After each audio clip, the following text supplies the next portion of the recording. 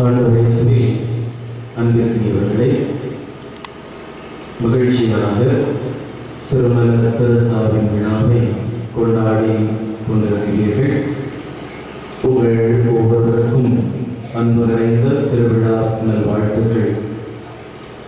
சிறுமலர் தெரசாவை போன்று எளிய உள்ளம் கொண்ட மனிதர்களாக, தாழ்ச்சி நிறைந்த மனிதர்களாக, திருச்சுவையில் நம்மால் பெருமையும் புகழும் தேடித்தரக்கூடிய மனிதர்களாக வாழ்வதற்கு இந்த திருவிழா வழிகாட்டட்டும் என்று வாழ்த்துகின்றேன், ஜெபிக்கின்றேன்.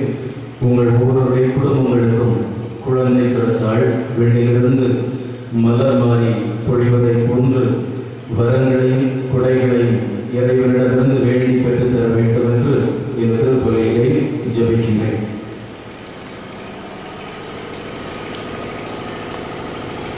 குழந்தை தெரசாளை பற்றி நிறைய நீங்கள் அறிந்திருப்பீர்கள்.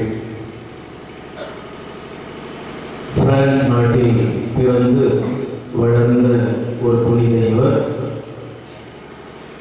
பொதுவாக பிள்ளைகளால் பெற்றோர்கள் அறியப்படுவது குறைவு.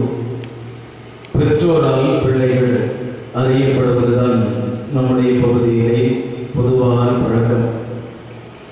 பிள்ளைகளுடைய பெயர்களுக்கு முன்னால் தாய் தந்தையுடைய முதல் எழுத்துக்களை போடுவார்கள். எதற்காக என்றால், அந்த பிள்ளைகளை அடையாளப்படுத்துவதற்காக.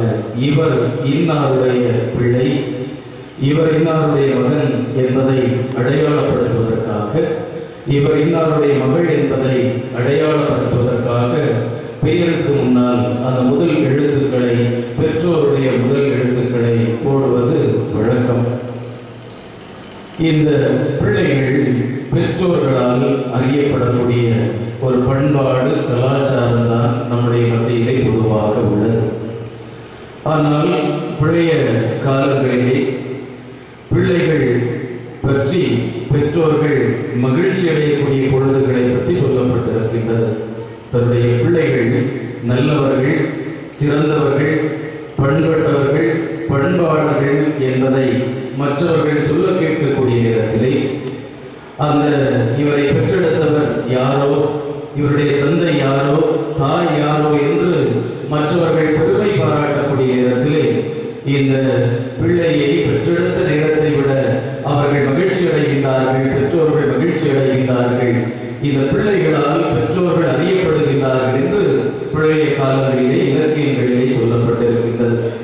நற்செய்தி நூலிலும் நாம் படிக்கின்றோம், ஆண்டவர் இயேசு இவர் யாருடைய பிள்ளையோ, யார் பெற்றெடுத்த பிள்ளையோ, எவ்வளவு அருமையாக போதிக்கின்றார், எவ்வளவு அருமையாக வல்ல செயல்களை செய்கின்றார், எவ்வளவு எளிமையாக மக்களோடெல்லாம் பழகுகின்றார், இவ்வளவு ஆற்றல் உடையவராக இருந்தாலும் சாதாரண மக்களுடைய இல்லங்களுக்கு சென்று அவர்களோடு உணவருந்துகின்றார், அவர்களோடு உறவாடுகின்றார் என்று பெருமைப்பட்டுக் கொள்ளுகின்றார்கள்.